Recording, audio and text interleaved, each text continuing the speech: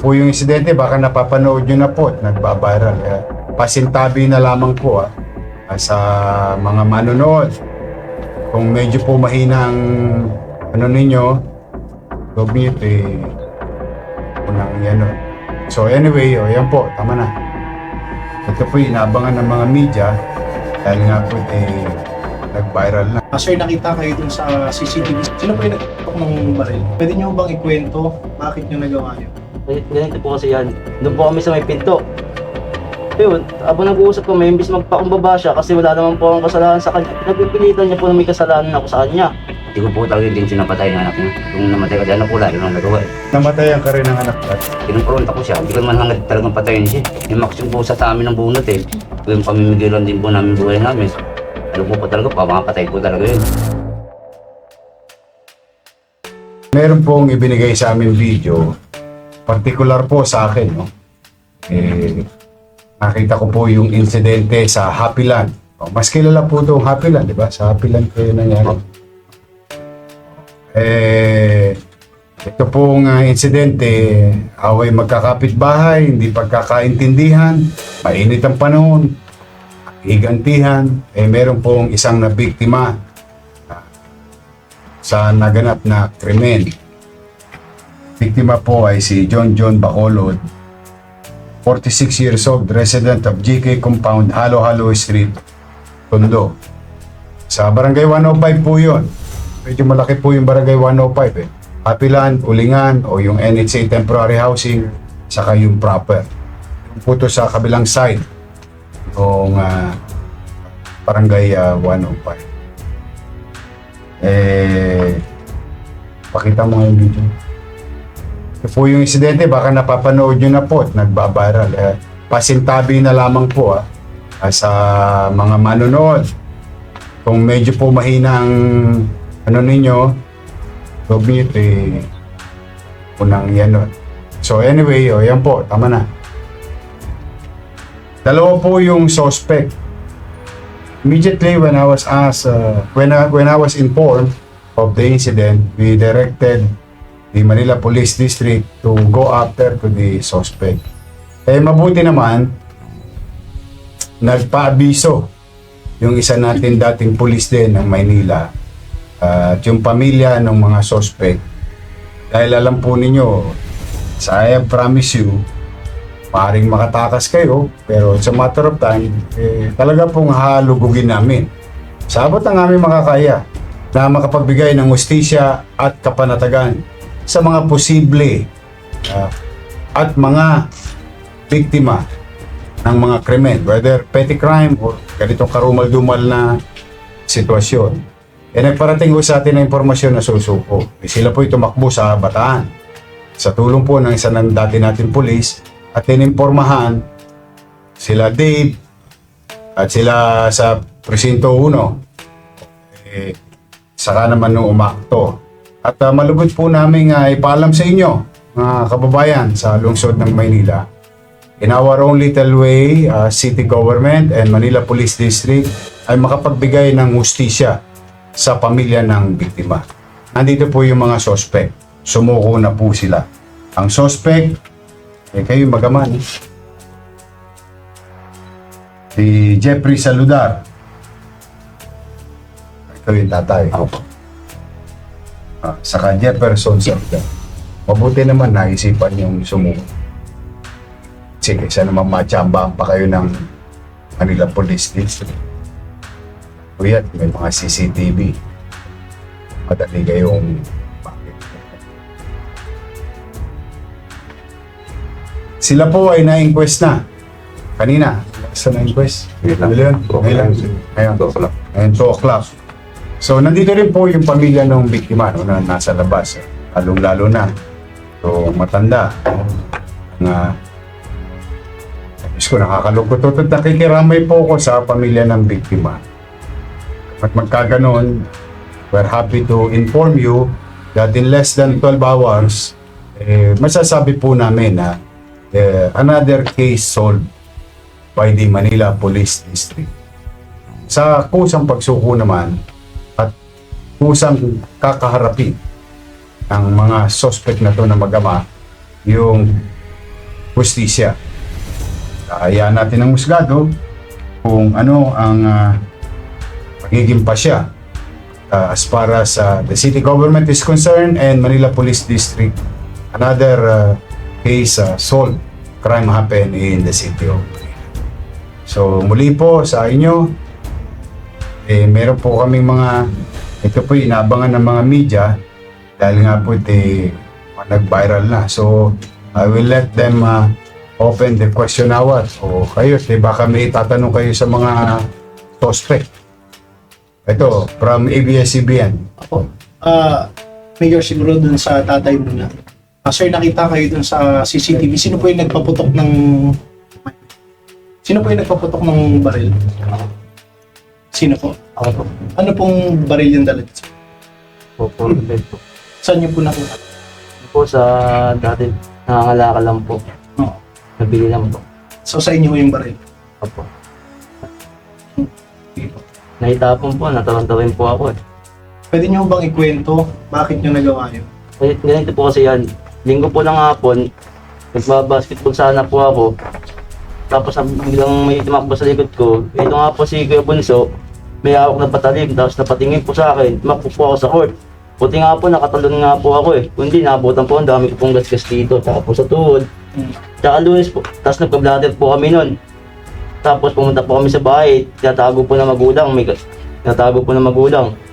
Tapos Lunes po ng umaga, nakita ko po siya kay Kagawad Bal, nagko-computer. Pinumpronta ko siya, bakit niya ako ginanon, wala naman po akong kasalanan sa kanya. Ang sabi niya po sa akin, putang ina mo, huwag mga pinagkakos, babarilin ko dalawang mamaya. Sabi niya po sa akin ganun. Tapos paglabas ko po ng GK, nakita ko naman po si Airpot, sabi ko pa, punso pa, galit pa sa akin, tapos nagbabantaan pa ako. Yun, nakita po namin siya dun sa kapitulan po ni kay Jojo. Pinausap po namin siya. Tapos malayo po siya, nakaupo siya, nagko-computer eh. Doon po kami sa may pinto. Yun, habang nag-uusap kami, imbis magpakumbaba siya kasi wala naman po akong kasalanan sa kanya. Pinagpipilitan niya po na may kasalanan ako sa kanya. Kahit wala naman. Tapos tumayo po siya, taas na bubunot sa akin. Ibubunot po, lalapit po sa amin eh. Siyempre ako naman po, pinaputukan ko na po bigla. Ayun po yung pangyayari, kaya ba't ko po nagawa yun? Eh wala naman po talaga akong ginawang masama sa kanya eh. Po yun. Ang intention po, siyempre ako po magulang. Yung magulang po, ayaw ko po kasi mawalan pa ako rin ng anak. Sino po ayaw na rin. May mensahe ba kayo, sir, sa pamilya? Nga po, total nandiyan na po yan eh. Nangyipos ka nila ng tawad. Hindi ko po talaga intention na patayin yung anak niya. Siya po talaga Ang intention ko po talaga na malaman ko lang kung anong punot dulo, anong kasalanan ng anak ko. Nung namatay kasi anak ko, lalo nang nagawa eh. Sir, kung hindi niyo intention, Namatayan ka rin ng anak dati. Ano naman ang Ano pangyari? po, meron pong nakaway po yung anak ko. Ito pa Dahil ngayon. mag-aaway. Hindi natanggap ng kapilang panig na talaga biyado yung anak nila ngayon. Yung pauwi ng anak ko galing trabaho, ito pa nga. Ano po mangyari ko sa anak ko eh. Wala nung kasalanan ng anak ko. Hirap talaga maging ama. Siyempre, pinumpronta ko siya. Hindi ko naman hangad talagang patayin siya. Ang hangad ko lang talaga na maliwanagan ko lang na kung anong kasalanan ng anak ko. Pero parang So pwede mareglo, kumbaga. Kung ako po magulang, baka mga sa kanya, humingi ng pasensya. Wala naman, mabait naman po tayong tao. Pero, pinang po tayo sa gulero eh. Kaya yun. Yung maximum po sa amin ng bunot eh. Yung pamimigay lang din po namin buhay namin. Alam po pa talaga, pamapatay po talaga yun. may dala ko ba siya? May dala Kung may siya. dalawa, hindi ko bubunot ng walang dala yun. Ano po yung dala niya? Maring ba ako chilyo, ganun. Pero sir, kung hindi niyo intention nakita dun sa CCTV na talagang Sagalit na lang ilang po beses talaga. niyo nang Ang gigil eh. Yan nga. Kahit na lang po talaga ng anak ko yun, sir. Dahil sa ano po eh. Wala naman po. Inabot po siya ng kutsilyo nun. Yung anak ko naman pang napiraman niya ng buhay ng araw na yun. Ano naman pong yung anak ko. Wala naman po kasalanan yung anak ko. Marami pong testigo doon. Saka ayaw ko na rin ano. Marami po magalaw. Tinawag po ako kasi may dayo nga po. Magalaw po. Hindi naman to droga-droga. Ay, Oh. wala po, po. mali po Nagugulat yun. na nga lang po kami. Mukha namang hindi gumagamit ka ba? Hindi po. Hindi po. Mukha namang hindi. Nagulat nga po ba't sa balita. Droga po yung ano eh. Ini-involve. Hindi naman. Wala naman sa itsura mo eh. Nagulat na nga lang po ako ba't niya ako ginanon. Maglalaro na po Hindi talaga naman kayo nagkabukulan o something. Hindi naman Ano po. po? Wala po. Siguro sobra na po talaga yun. Tapos lasing pa po yun eh. parang natripan ka nung araw. Opo. Yes, Apo. please. Sir, sorry po ha. Sabi niyo po hindi niyo po hangad or hindi po sinasadya na umantong po sa patayin po yung victim natin. Pero bakit po may dala po kayong baril noon tsaka kutsilyo? Kung wala po talagang plano, manakit man lang o ano. Ma'am, ako po, parang sa sarili ko lang po, ma'am, depensa ko na lang po yun, ma'am. Kaya lang po, ma'am, yung tao na yun, ma'am, talagang pumapatay po yun, ma'am. Kasi siya na naman Siyempre po po. nagbigay ng motibo. Mga Lalapit araw sa po na amin. yun, siyempre, alam Aasin ko po po ng pumapatay po yun eh. Siyempre, pagharap po sa kanya, parang self-defense na lang po talaga sa sarili namin yun. Bukod po dun sa nangyari nung pangyari pong to, kung saan po nung namatay na yung victim, may prior po ba o may dati na po kayong Ay, wala po. Wala po. Wala po. Linggo po na po. Lahat nga po kami sa barangay nun. Ganun. Pero kilala nyo na ho siya. Opo, kilala ko na yun. Bahay. Kalugar. Kapitbahay yun, kalugar yun. Palikod bahay Sa niya po. likod bahay ko lang po yun. Pero yung sinasabi nyo kuya na Sunday, yung aambahan ba kayo ng saksak? Hindi, talagang sinaksak po siya. Hinabol po siya po. Buti nga po, nakatalon na ako ng Marami bata. po mga magiging testigo ron. Oo. Tapos pinagbantaan pa po ako na mamaya lang kayo sa akin dalawa, babariling ko kayo. Ano po sabi niya? So, gumanti kayo. parang Hindi po ganun. kami gumaganti. Hindi, Ako hindi hangad ko po po namin. kasi, sabi ko sa anak ko, anak, huwag kang gagawa ng hindi maganda. Ako na bahala kakausapin ko. Baka mamaya, siyempre bilang magulang, humingi sa akin ng dispensa. Kung ano po, hangad ko. Tapos naglalaro po siya ron ng computer kay Jojo. Kung hangad po namin napapatayin yun, hindi ko na po siya interest na tawagin. Hindi na po namin siya Siya nakatalikod po siya eh. Kung talaga interesado ako pumatay, antimano susugod na ako, papatayin ko siya. Pero hindi ganun ang ginawa ko. Tinawag ko pa siya bunso. Ano ba kasalanan ng anak ko siya? So, Kaya lang, ba't parang pinanggigilan? Yun nga. ito po, nanggigil na po yung anak ko. Mayor, kay Wala po. baka yun eh. Nagdilim ang paningin mo. Yung isa ginawa nga po sa kanya nung ano eh. Nung linggo ng hapon, yung maglalaro na siya ng basketball. Kasi masyadong ano eh, sobra galit eh. So, Kaya nga po eh. linawin lang natin sir ha. May dala kayong armas pang self-defense lang just in case Opo. na unahan kayo. Opo, kaya may Kasi dala po parating ang gusto nyo lang sana mangyari ay humingi ng tawad sa inyo Opo. o humingi ng Yung pasensya. pasensya Pero na po, oh. since nagmatapang pa siya, Dinuduro doon kayo pa po nag-trigger. kami. Mayor eh, yung gabi ng mga Yung po sa akin, dinuduro pa po kami ano, magkama. siya po nagbigay ng motibo, lalapit po sa amin, action ng bunot. Kaya Kaya nga po po, kami lumalapit sa kanya. Siya nag-intention na lumapit sa amin, binubunutan pa kami. kaya yung Nakikita naman po sa CCTV mga pangyayari. Tsaka marami Anyway. po mga pagpatuloy. Anyway, talagang Basta- kasalanan po namin, pumatay po kami. Parang pinagbigay, alam nyo rin yung sa barangay, parang supposed to be that date at may patawag sa barangay daw. Opo. Eh, tinatanggi pa po ng magulang na wala. Ano po At sabi? tinatago po ng magulang na wala raw po yung anak niya roon. Samantalang marami po nagsasabi na ang anak niya na nasa loob. Tinatago po ng magulang. Report niyo po sa barangay. Opo, pinablatter po namin. Ang intention ng barangay, ipapatawag. Kasi hindi naman mapatawag ay yung magulang nga, sinasabi wala raw doon. Kayo na lang nag-confirm. Kaya kayo po, opo. Ganun po. So may mga record na pala ito si Opo. Opo. Anyway, hayaan ko kayo mamaya, i-interview nila kayo. It is important, kailangan yung karapin yung ginawa niyo. Siyempre po kasalanan din po yung ginawa namin. Tanggap naman po namin. Yun ang importante. Kasi kailangan makamit ng hustisya yung biktima. Maaring mali siya, maaring tama kayo, maaring mali kayo, maaring tama siya. Mali po talaga ginawa namin. Pero hindi natin pwede i-justify yung Mga katwiran na Yung- eh, oh, hindi hindi po na- yung ginawa namin eh. yun. Yan ang importante. Naintindihan kita, pare-pareho tayong ama eh.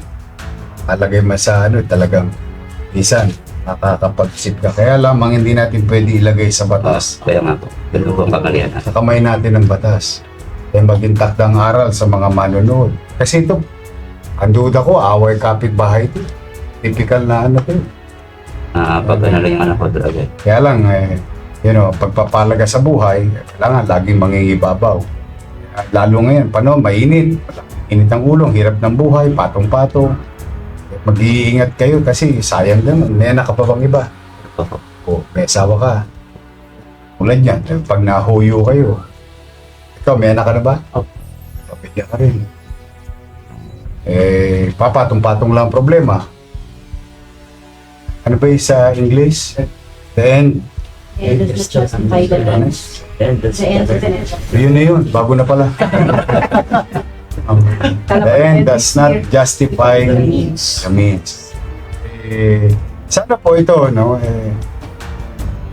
sana po talaga na yung mga ganitong istorya, lalo't ibinabalita ng media, makapulutan natin ng aral at leksyon. Sa buhay, hindi talaga tayo pwedeng magpabigla-bigla. Hayaan natin na umiral yung proseso. Huwag natin ilalagay sa kamay natin ang batas. Napakahirap. lalo sa Maynila mo gagawin. Kasi matter of time lang. Mabuti sumuko nga kayo. Kung hindi rin kayo pakakaw, lalo na to. Ayan, ako, Diyos ko. Kahit saan sulok kayo ng Pilipinas, yung grupo nila, hahanapin at hahanapin.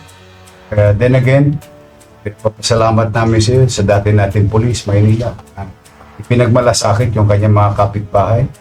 Magkaroon ng tuldok itong sitwasyon din. Kaya na po muna tayo ngayon, mga batang Maynila, nanit tatay ko, mga bata, na kayo ha.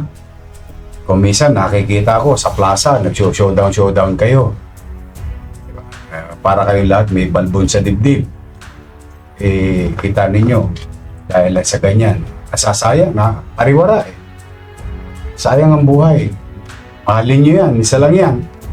Di naman yan pelikula na may take 1, take 2, take 3, take 4. Isa lang yan. Kaya rin yan, wala na tayo may babalik. But for now, we're happy to inform you that justice is served, case is closed, at hayaan natin ang husgado ang magpasya so kung anong kalalagyan at sasapitin ng magamang ito, suspect sa krimen na nangyari sa Barangay 1. So mag-iingat kayo, mga bata ha, mga nanonood na bata. Huwag kayong magpabigla-bigla. Yung dadaanin sa init ng ulo. Kasi unang-una nadadamay ang mga tatay at nanay ninyo. Sino mang ama, sino mang ina, pag nakita na hargabyado yung kanyang anak, siyempre, kapangukulo ng dugo yun. Tapos, magsasalubong-salubong kayo sa intersection. Kayo din naman nagkikita sa finance.